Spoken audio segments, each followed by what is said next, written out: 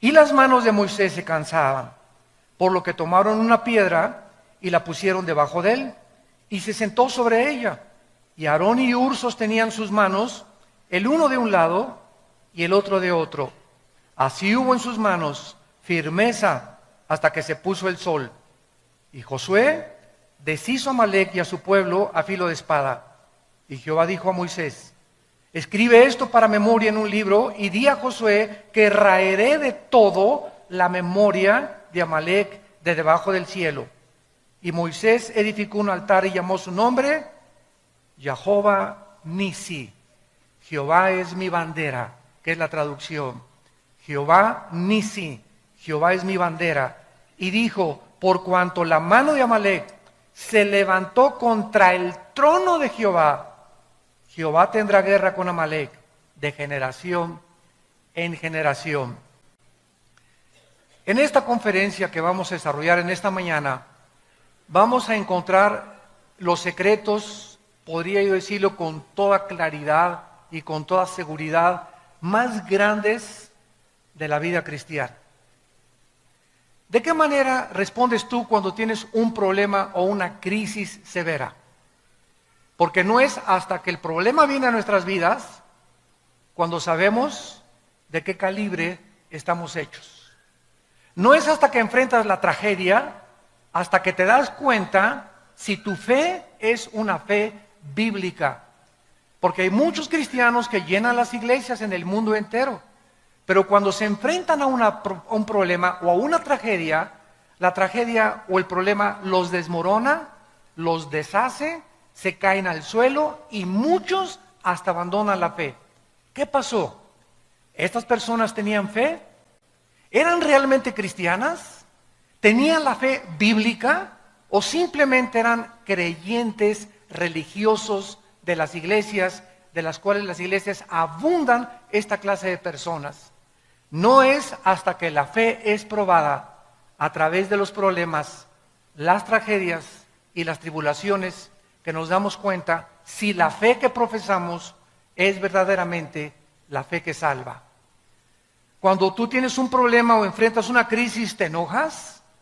¿O eres de las personas que avientas todas las cosas desesperados en tu casa y comienzas a gritar: cállense, nadie se me acerque, porque te salió el hombre Hulk por dentro? ¿O recurrimos algunas personas a anestésicos, como en las películas, que tienen un problema, una crisis, y se preparan su copa de whisky o su copa de tequila para mitigar el dolor, para calmar la ansiedad, o un toque de marihuana, o un pericazo de cocaína, etcétera, etcétera?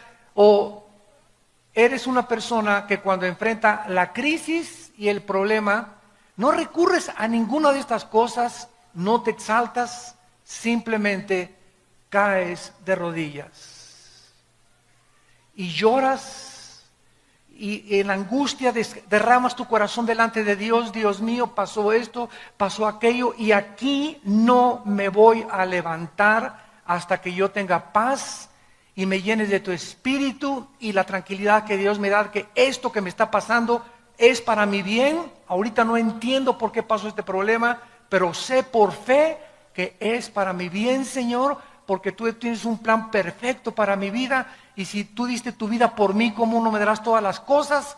Y en ese momento la paz que sobrepasa todo entendimiento guardará tus pensamientos y tu corazón en Cristo Jesús. ¿Has experimentado este poder de Dios ya en tu vida? ¿Has atravesado estas crisis y has probado a Dios en esas crisis en lugar de tomar la puerta falsa? En este pasaje que acabamos de leer y que vamos a estudiar, Israel enfrenta una crisis, una amenaza tremenda.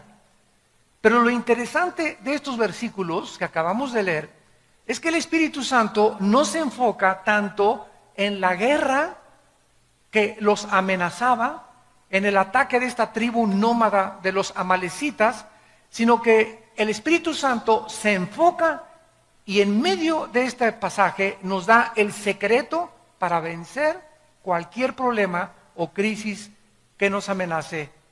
Y el secreto es la oración. La oración. Dicen en Efesios 3:20, y aquel que es poderoso para hacer que todas las cosas abunden en nuestra vida y hacerlas mucho más grandes y darnos una respuesta mucho más inimaginable que podamos nosotros cruzar nuestro pensamiento según el poder que actúa en nosotros. Dios es poderoso para responder las oraciones, pero tú no vas a poder nunca descubrir el poder de la oración si no eres una persona acostumbrada a orar.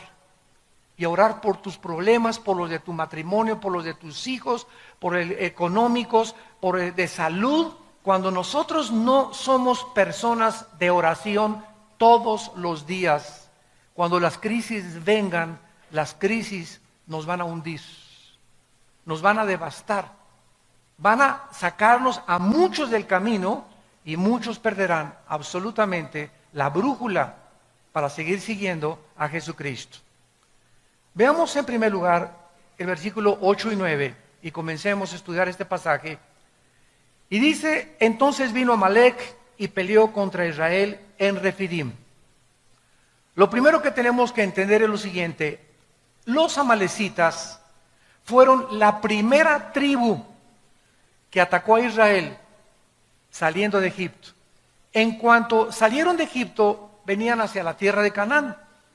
Y en el intermedio entre Egipto y la tierra de Canaán estaba el desierto. Los amalecitas eran una tribu nómada, eran salvajes, sanguinarios, descendientes de Esaú. Eran primos de los judíos.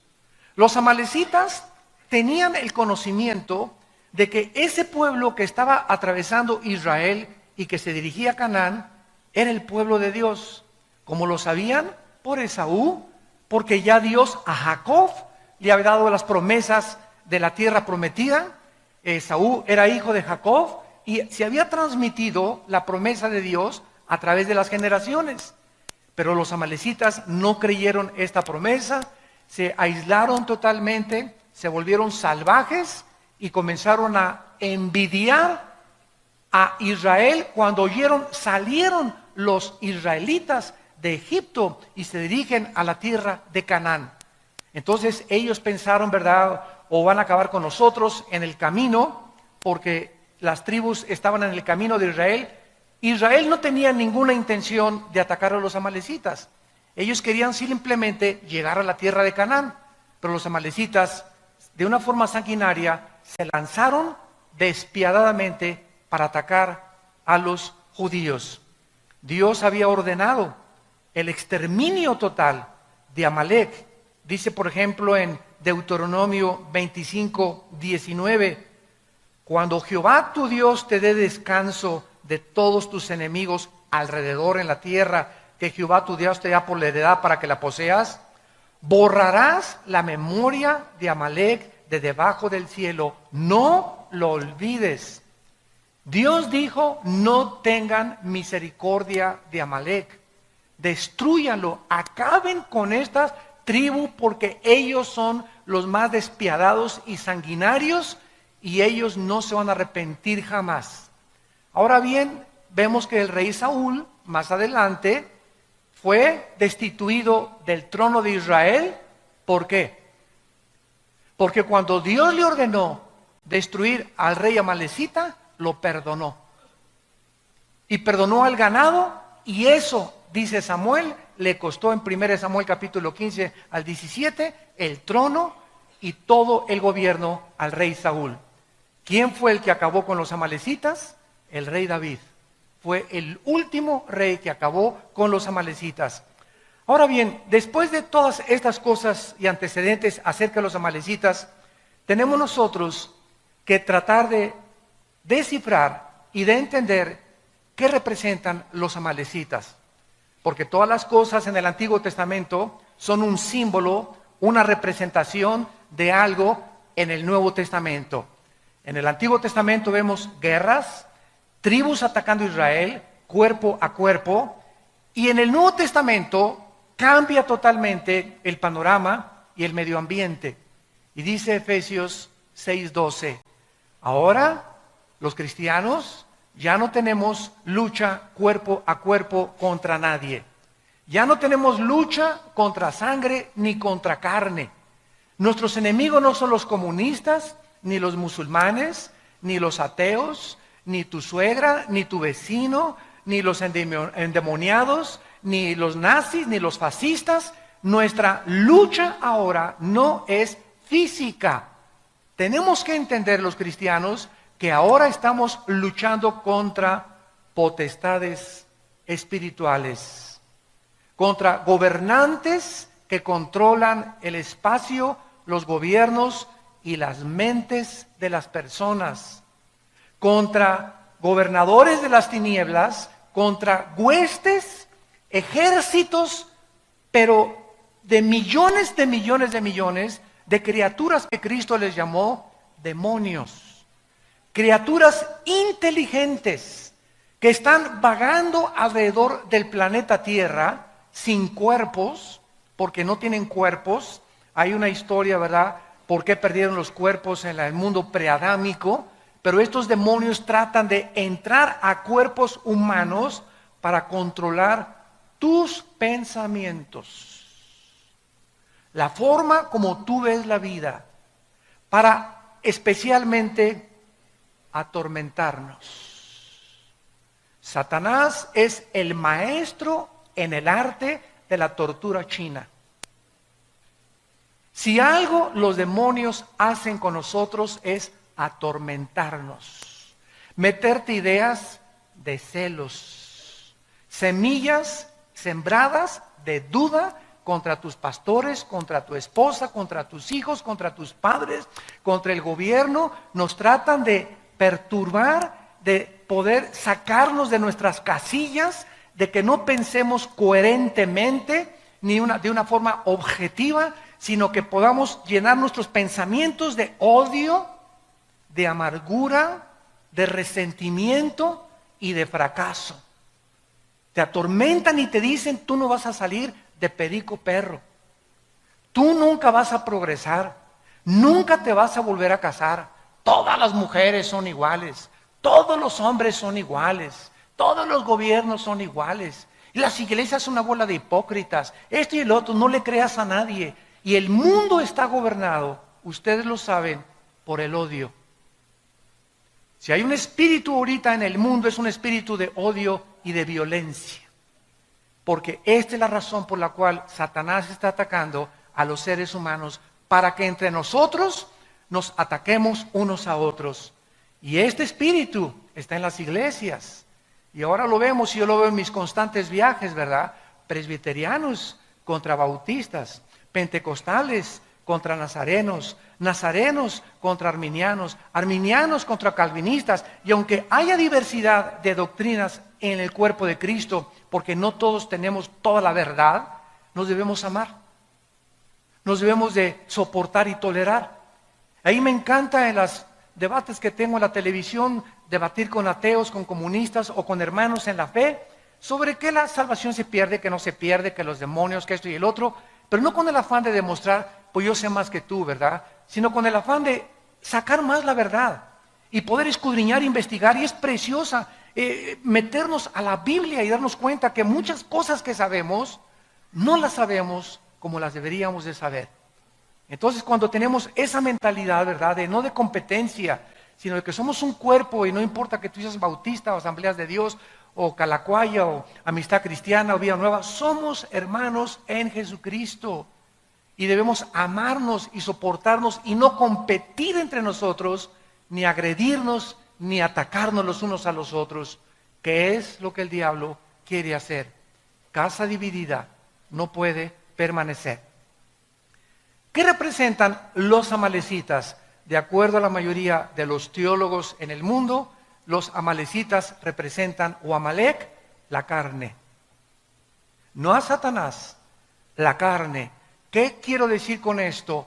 El más grande enemigo que tú tienes y que yo tengo, no es Satanás. Está dentro de mí, está dentro de ti.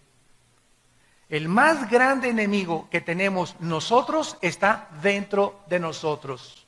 escúchenme bien, y si ese enemigo que está dentro de mí y dentro de ti, yo no lo conquisto, esas pasiones lujuriosas, sexuales, de venganza, de amargura, de odio, de resentimiento, de envidia, de avaricia, si no conquisto dentro de mí estas pasiones, no puedo conquistar a nadie. Porque vamos a conquistarnos primero a nosotros para poder gobernar. Yo no puedo gobernar si antes yo mismo soy presa y esclavo de mi propia carne dentro de mí. En Filipenses 3 el apóstol Pablo escribió, porque no somos de los que confiamos en la carne. Y cuando hablamos de la carne estamos hablando de esa antigua naturaleza adámica, caída, que aun cuando somos cristianos está dentro de nosotros. Los cristianos no somos diferentes a los no cristianos, más que somos hombres perdonados, nada más. Pero los cristianos, igual que los no cristianos, seguimos teniendo pasiones, seguimos teniendo envidias, seguimos teniendo pleitos, seguimos teniendo las obras de la carne. ¿Por qué? Porque estamos en proceso de ir venciendo una por una a través de la santificación. Y por eso muchos no cristianos se espantan cuando ven muchos de nosotros. Pleitos entre los hermanos y envidias entre los hermanos. Y lo primero que dicen, ¿qué es? Pues no, que son cristianos. Pues sí, pero contéstale, pero no soy querubín. Entonces, tratemos, ¿verdad?, de entender esto. Somos personas, los no cristianos tienen igual que nosotros, pero los cristianos tenemos dentro de nosotros el poder de Dios, que los no cristianos no tienen. El poder de Dios para vencernos a nosotros mismos. Dice en Santiago 4, resiste a Satanás y entonces él huirá de ti. Y más adelante dice, ¿verdad? Dios resiste a los soberbios y le da gracia a los humildes. Entonces fíjate lo que dice Santiago 4. Si yo quiero resistir a Satanás, no tengo que atacarlo en el nombre te vengo a echar y por aquí por allá, menos que haya un endemoniado. Pero no luchar así, que se han juntado cristianos hasta el Popocatépetl, fueron a sacar demonios al Popocatépetl, ¿no? Y para que ya no eruptara bueno, tantas cosas que hacemos, ¿verdad? Tan locas. En lugar de eso, dice la Biblia que la forma en la que yo impido que Satanás entre a mi vida, en la forma en la que yo impido que Satanás me ataque, es siendo humilde. Dios da gracia a los humildes, resiste a los soberbios. Y nosotros resistimos a Satanás y confiamos en Dios. Entonces, para que podamos nosotros resistir a Satanás, tenemos que ser humildes. Y de eso se trata el estudio que vamos a desarrollar a continuación. Vamos a ver, en primer lugar, tres cosas importantes en este ataque de los amalecitas. Número 1, este ataque que le lanzaron a Israel fue cruel y salvaje. Dice Deuteronomio capítulo 25. Fue un ataque cruel y salvaje. ¿A quiénes creen que atacaron los amalecitas?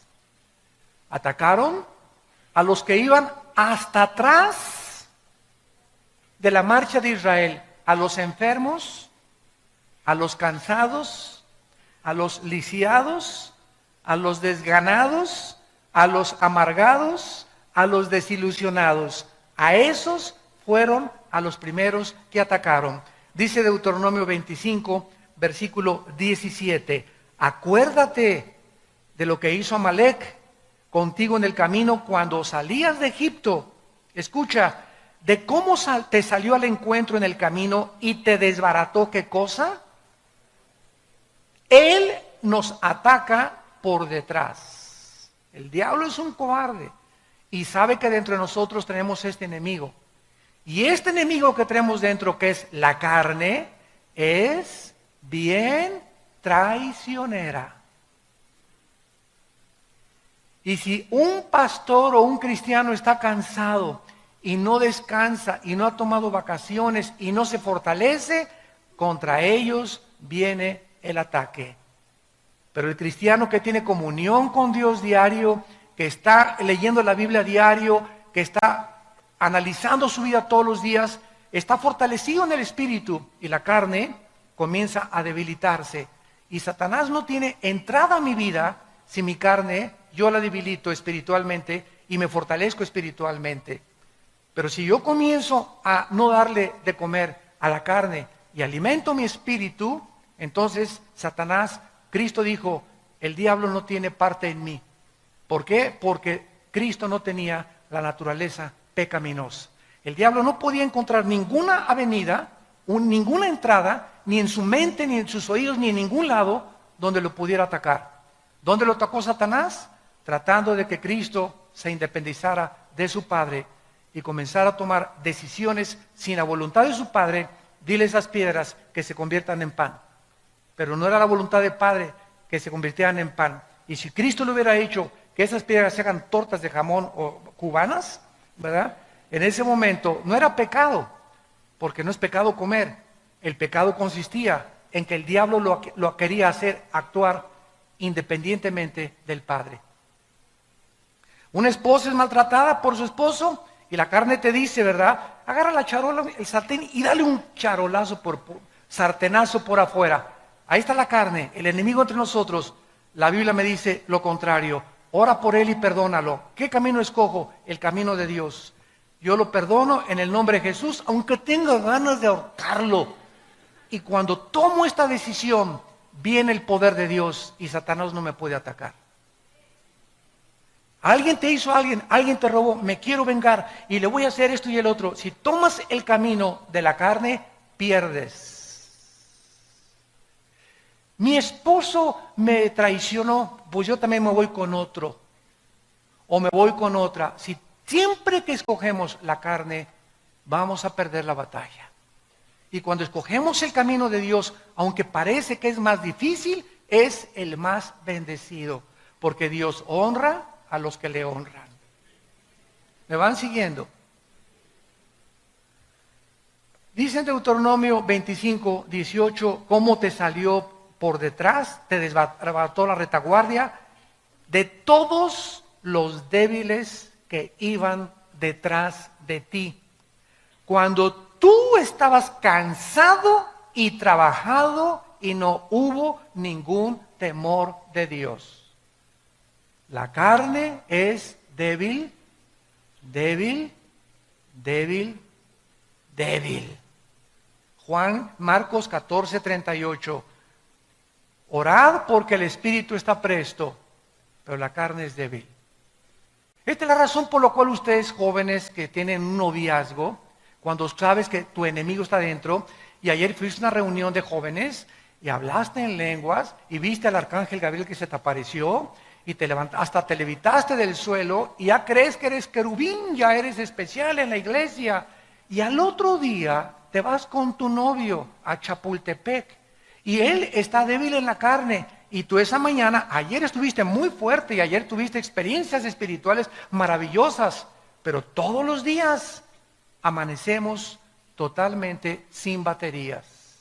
El pan nuestro de cada día, dánoslo pasado mañana, Señor. La semana que entra, el pan nuestro, dánoslo hoy.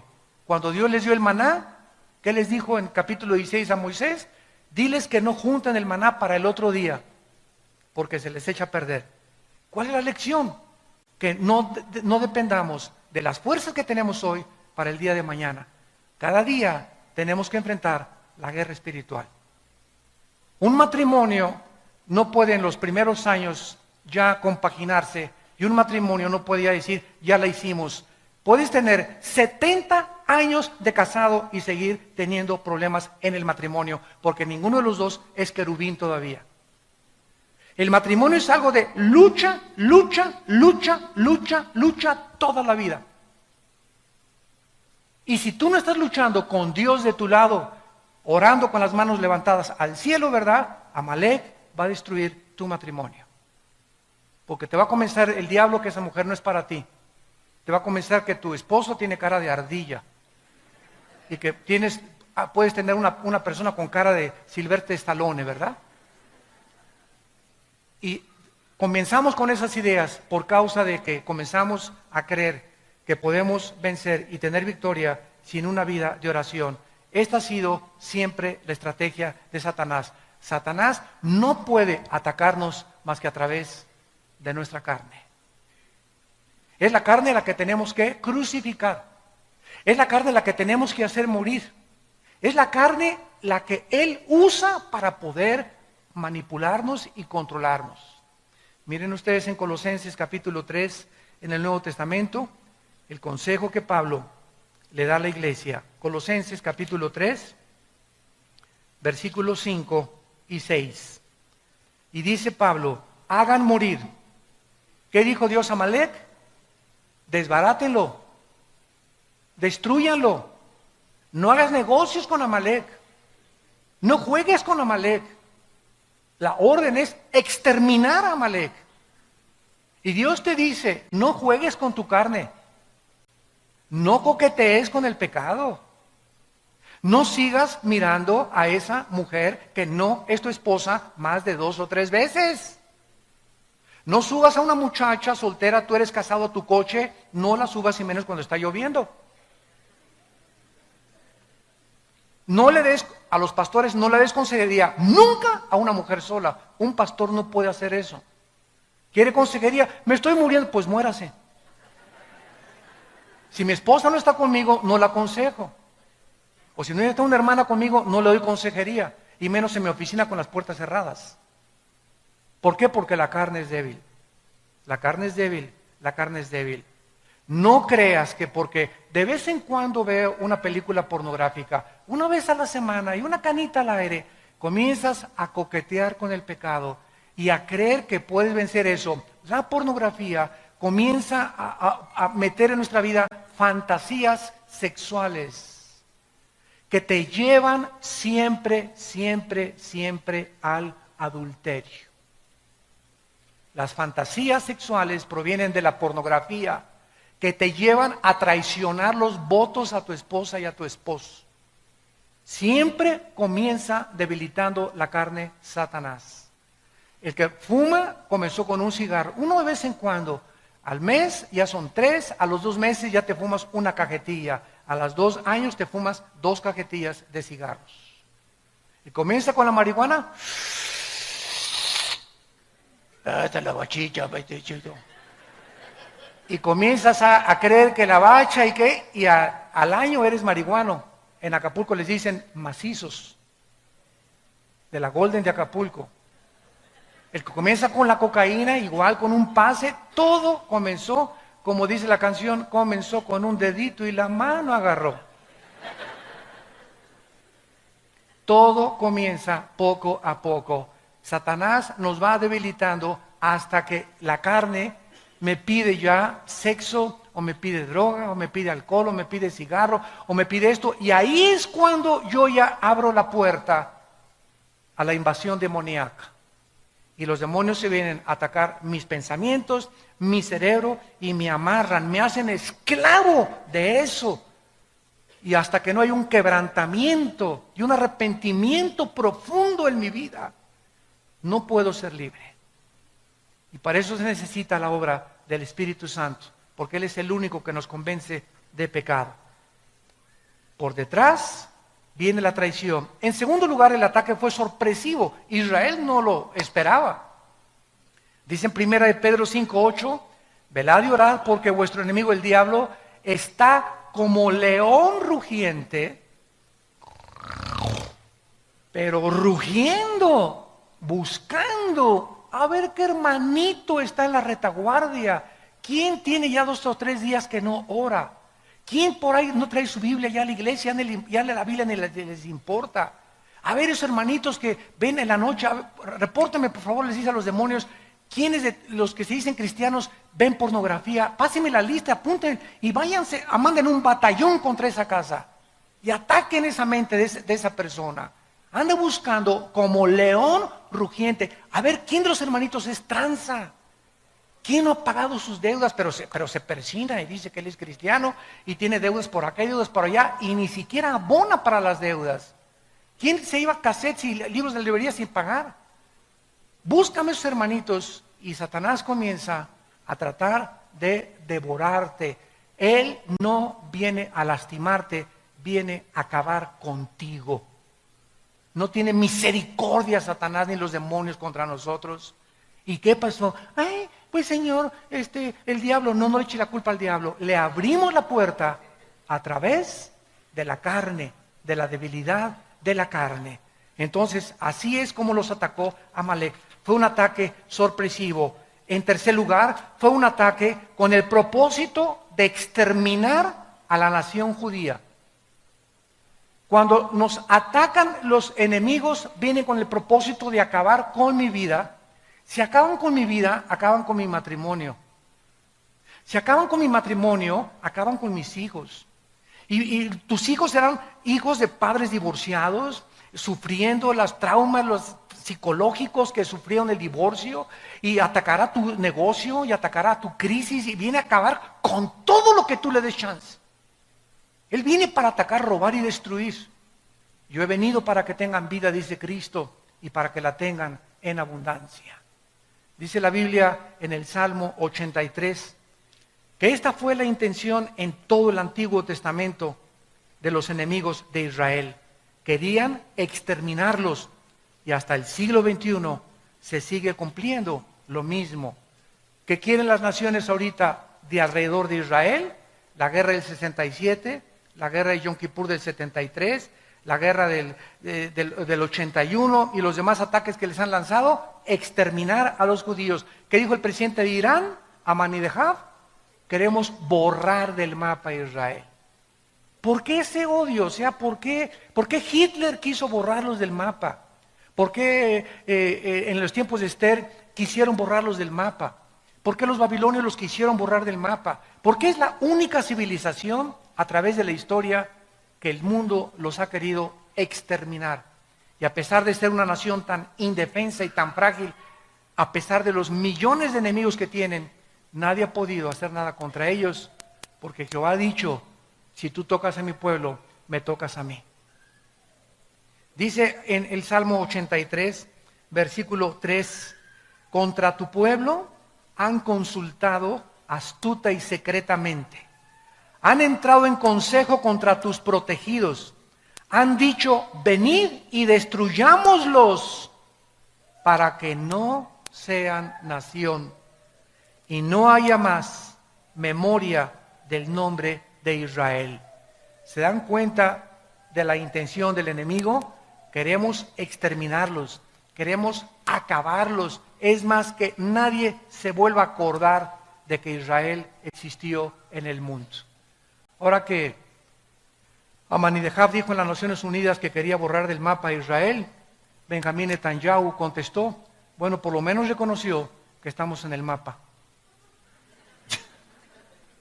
Porque si ustedes van al Medio Oriente, en el 80% de los países árabes y en Irán, en los mapas en las escuelas de la primaria, no está Israel en el mapa geográfico. No lo consideran ni siquiera que existe en el mundo. ¿Ese odio de dónde viene? ¿De dónde viene ese odio dentro de mí que me quiere autodestruir?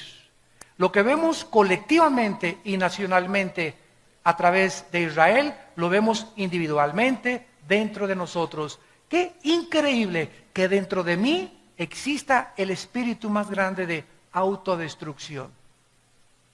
Porque somos autodestructivos y no necesitas ser cristiano para reconocerlo. Simplemente te pregunto, ¿por qué fumas? ¿No sabes que cuando el humo, el cigarro, la lengua, el paladar, el esófago, la laringe, la tráquea, los pulmones, los alvéolos, ¿no sabes que todo te está envenenando y que te está impidiendo disfrutar de la vida, ver a tus nietos crecer, disfrutar, tener una mente más clara? El cigarro te ofusca, todas las neuronas del cerebro te las comienza, ataca las cromosomas también del cuerpo y del ADN. ¿Por qué lo haces? Y tú me contestas, porque me gusta. Oye, pero ya aquí médicamente, mira, ya el doctor te está diciendo que hasta las cajetillas dicen, este producto es nocivo para su salud.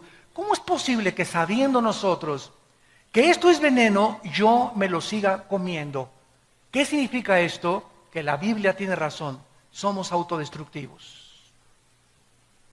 No nos queremos. ¿Por qué tienes la panza de Santa Claus que tienes? ¿Que no sabes que vas a enfermarte, que el colesterol, la diabetes, etcétera, etcétera? ¿Por qué no haces ejercicio? ¿Por qué no tomas suficiente agua? ¿Por qué no hacemos por sobrevivir y mantenernos un poquito más saludables? ¿De dónde viene esos pensamientos de no quiero acabar en un hospital y pagar millones de pesos por una cirugía o por una operación porque no quisimos tener en cuenta nuestro cuerpo? ¿De dónde viene esto? De la autodestrucción de Amalek dentro de nosotros. Y dice Dios, hagan morir las obras de la carne. Inmundicia, fornicación, malos pensamientos, cosas por las cuales, ya lo leímos en Colosenses, viene la ira de Dios. Dios dijo, yo estoy enojado contra Amalek. Y en el Nuevo Testamento, mi ira es contra las personas inmorales. ¿Quieres hacer enojar a Dios? A través de la inmoralidad lo haces enojar. Y te va como en feria, no sabes el precio que vas a pagar. ¿Por qué? Porque va a destruir tu vida. La pornografía es como una termita que se mete entre nosotros y nos deshace moralmente. Hace poco acaban de entrevistar a un candidato a la presidencia y reconoce que ha tenido amantes. Y se ve con una naturalidad tremenda, ¿verdad? Los políticos en Estados Unidos, por todos lados. Divorcia el mundo, la moral de las obras que ellos hicieron. Es que este hombre hizo esto, hizo puentes, hizo construcciones. Y pues sus canitas al aire, ¿verdad? Todos los tienen. Y golpeó a la mujer, no hay ningún problema. Y divorciamos el carácter de lo que es la persona ante la sociedad. ¿Saben ustedes que ahorita en el mundo la palabra resultados ya se introdujo al cristianismo? Y dicen los cristianos, tuvimos muy buenos resultados en esta campaña. Y saben una cosa, la palabra resultados no existe en la Biblia. Una máquina produce resultados, una computadora produce resultados, un robot produce resultados, pero un organismo vivo produce fruto. Solamente los organismos vivos producen fruto. Entonces, nosotros no estamos para producir resultados, sino fruto. Apocalipsis 2, del 1 al 4. Mira la iglesia de Éfeso. Yo sé que eres celoso y repartes folletos y das tu diezmo y vas a la iglesia y cantas aleluya y vas a la misa de 7 de la mañana y te bautizas y esto es el otro, bla, bla, bla. Y ninguno de estos resultados los quiero porque tengo contra ti que no amas a nadie. Has perdido tu primer amor. Entonces vemos que muchos políticos, muchos cristianos tienen resultados. Hicieron una iglesia grande o políticos hicieron obras grandes, todo, ¿verdad? Resultados. Y Dios no busca lo que hacemos, sino lo que somos. Lo que somos. El carácter de tu vida es lo que le interesa a Dios. Lo vamos a ver en la segunda conferencia que voy a hablar sobre Juan 15, la vid y los pámpanos. Ahora regresamos a nuestro pasaje en penúltimo lugar y vemos el meollo de lo que queremos estudiar. Moisés le dice a Josué, y en ese tiempo Josué era joven, pero muy bien entrenado, para que Moisés le haya dicho, hazte cargo de la lucha contra Amalek y dirige tú las tropas, es porque Josué era un joven entrenado en el cual Moisés confiaba. Pero vean esto maravilloso. Le dice, ve y pelea con Amalek. Mientras tú estás peleando ahí en el campo de batalla, Josué, yo voy a subir a la colina, a un montecito. Y allá en el montecito, ¿verdad? Voy a subir con la vara de Dios. La vara de Dios representaba el poder de Dios. Y de una forma increíble y profunda, dice la Biblia en el versículo 10, entonces Josué, como le dijo Moisés, peleando contra Amalek, y Moisés, Aarón y Hur, tres personas subieron a un monte, al cumbre del collado. Y sucedía que cuando alzaba Moisés la mano, Israel iba ganando la guerra. Mas cuando Moisés bajaba la mano, Israel comenzaba a perder la guerra. ¿Qué es lo que Dios nos está enseñando a través de este retrato espiritual? Que lo que sucede en el mundo no se gana a través de la fuerza, ni del poder militar, ni de la economía, ni de tus recursos financieros. Lo que sucede en el mundo y lo que determina la victoria en tu familia, en la ciudad, en la política, en una nación, es algo que repercute en el cielo. La pelea no es aquí abajo, la guerra es aquí arriba. Es arriba, en las regiones celestiales, donde nosotros tenemos que pelear para que las cosas de aquí abajo funcionen. Santa Virgen de la Macarena. Nuestra guerra es espiritual.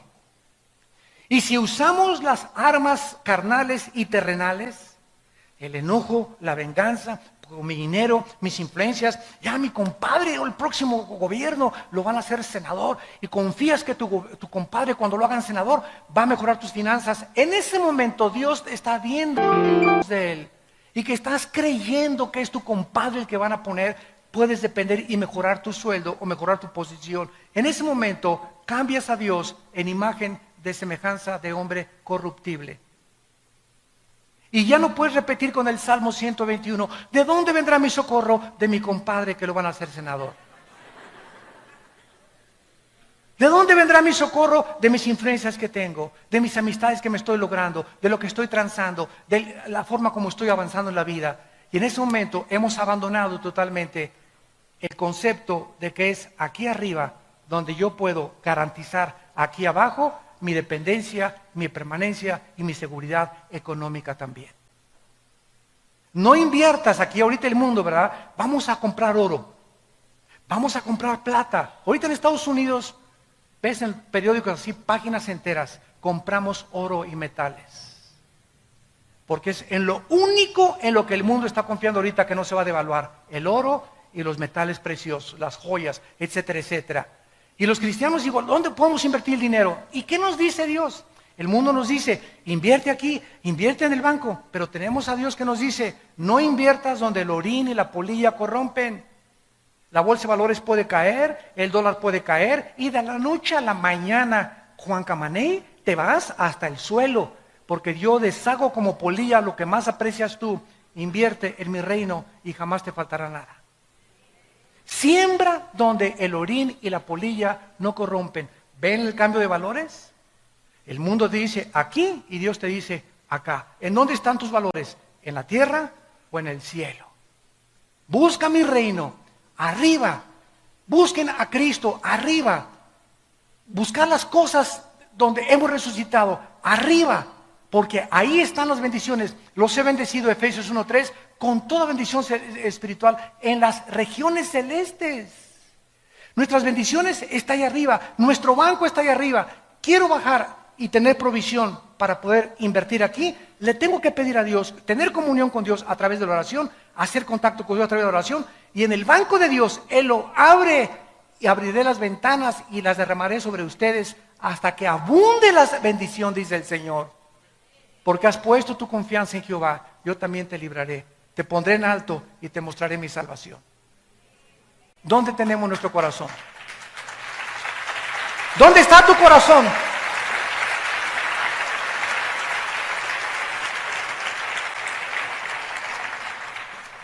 Dice en Proverbios capítulo 21. Proverbios capítulo 21. Y estos conceptos, hermanos amados, espirituales, tienen que ser una realidad en tu vida, para que salgas del pozo de la desesperación, para que salgas de esa vida de aflicción, de tormento, de pobreza extrema, donde yo no voy a salir nunca de perico perro y así me hizo Dios y así me voy a morir.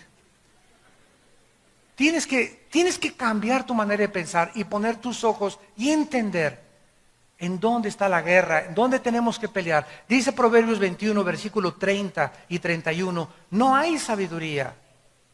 No consultes a los astrólogos ni a los eruditos científicos y matemáticos, políticos, antropólogos. No hay sabiduría en este mundo. No hay inteligencia, ni Stephen Hawking, ni Sócrates, ni nadie, ni consejo. No hay nadie que te pueda aconsejar mejor que Dios.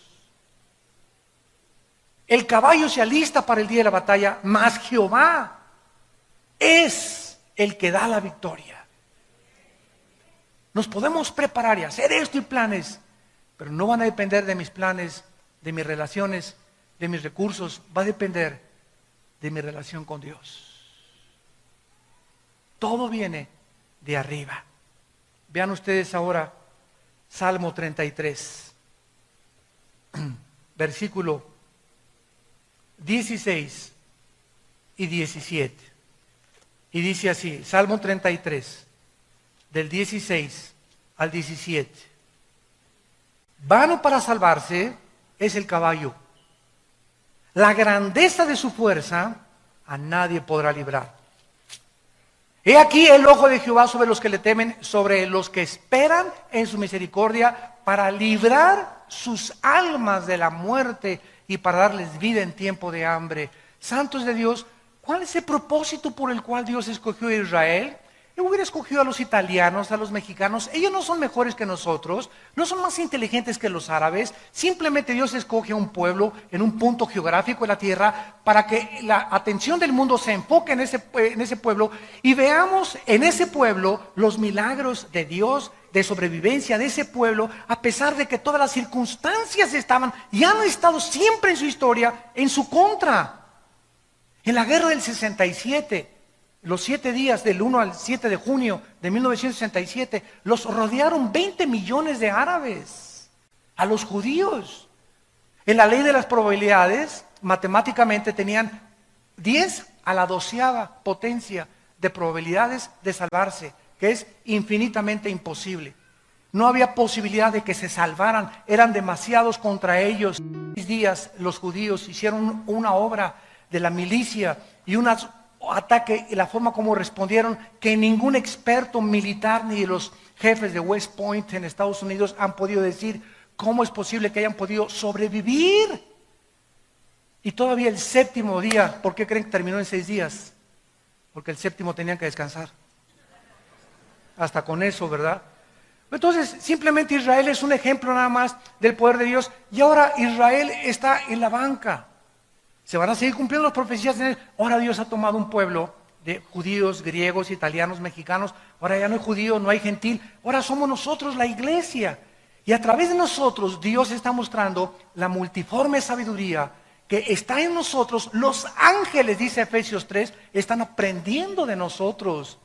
De la forma como reaccionamos, la fe que tenemos. Porque para los ángeles no hubo gracia. Los ángeles no conocen la misericordia. Ellos pecaron y los condenó Dios. No hubo gracia para los ángeles.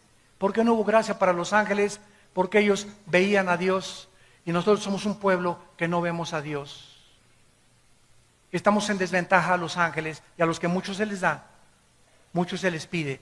Ellos fueron criaturas que veían a Dios todos los días, cara a cara. ¿Cómo no iban a tener fe si no iban a ver a Dios? Nosotros somos un pueblo que no vemos a Dios, pero que creemos, y eso es lo que le agrada a Dios, que lo que creamos aunque no lo veamos. Simplemente creer lo que Él dijo en su palabra. Y esto es exactamente lo que sucedió con Amalek. Ellos comenzaron a darse cuenta que no es con espada ni con ejército, sino con mi espíritu, dice el Señor. Moisés sube a orar a la colina y comienza a prevalecer. Lo que sucede en el campo de batalla determinó lo que Moisés hacía en la colina. Mi vida de oración va a determinar la felicidad de mi matrimonio. Mi vida de oración va a determinar la salud y la protección de mis hijos. Mi vida de oración y comunión con Dios va a determinar mi prosperidad en mi negocio. Porque Dios me quiere prosperar, Dios me quiere bendecir, no para enriquecerme a mí, sino para ser yo un canal con lo que Dios me da para bendecir más su obra. Porque Dios tiene que buscar canales de bendición. Podían bajar los ángeles y hacer la obra de Dios, y los ángeles construir iglesias, y los ángeles predicar el evangelio, pero a Dios le agradó a nosotros usarnos para su gloria. Es Dios el que quiere usar a la iglesia ahora. Y finalmente, vemos que Moisés también, dice la Biblia aquí en Éxodo, versículo 17, se cansaba. Versículo 12, Éxodo 17, 12, y las manos de Moisés se cansaban, por lo que tomaron una piedra. Deuteronomio 32, tú eres la roca. Efesios 2:20, la piedra es Jesucristo. Cuando Pedro le dijo a Cristo, tú eres el Mesías, el Hijo del Dios viviente. Y Cristo le contesta, tú eres Pedro, y sobre esta roca edificaré mi iglesia. No estaba diciendo que sobre Pedro, estaba diciendo sobre la roca que es Jesucristo. Sobre Él está, Él es la piedra del ángulo, no un hombre. Él es la piedra del ángulo, Él es la roca. ¿Qué simboliza esto? Que la vida nos cansa. ¿No es verdad? Yo llego, créanmelo, en estos viajes que he tenido últimamente, llego así a mi casa, ya a la casa de ustedes donde vivimos, y llego cansado del avión, manejado, problemas por acá, esto y el otro, guerras espirituales, a veces problemas con los hijos, etcétera, etcétera, y cae uno así desguanzado, ¡paz! Y caigo, me pongo mis cojincitos para no lastimarme más mis rodillas, y ahí hincado, ¿verdad, Padre Santo? A implorar, a veces lloro ahí 15 minutos, 20 minutos, Señor, ya no puedo, Señor, y no quiero pensar ya en nada, Padre, ayúdame. Y conforme más tiempo oro y más tiempo oro, comienzo a sentir cómo me levanta algo sobrenatural. Y después de media hora, 40 minutos de estar con el Señor, como que de repente cambió todo el panorama y todo lo veis ya un poco más claro. ¿Por qué? Porque nos cansamos. ¿Quién no se ha cansado de vivir? ¿Quién no está cansado del matrimonio, de los hijos, del problema, del gobierno, de la economía? Todos nos cansamos, somos seres humanos. Necesitamos a Cristo. Vengan a mí todos ustedes, los que están trabajados y cansados, y yo los haré descansar. La roca sobre la cual Moisés se sentó representa a Cristo. Tenemos, aparte de que estar orando continuamente, tenemos que descansar en el Señor. Y lo más maravilloso de esto es que ya sentado Moisés sobre la piedra, se le cansaban las manos. Ya descansaba el cuerpo, se le cansaban las manos. Y dice la Biblia, entonces en Éxodo, y Aarón y Hur, versículo 12, sostenían sus manos de un lado y del otro, así hubo firmeza hasta que se puso el sol. En segundo lugar, nosotros necesitamos en la oración tener compañeros. No podemos orar solos. Dichosos ustedes los que se ponen de acuerdo con alguien. Oye, pues estoy orando por mi familia. ¿Me ayudas a orar por mi familia una vez a la semana, Juanita?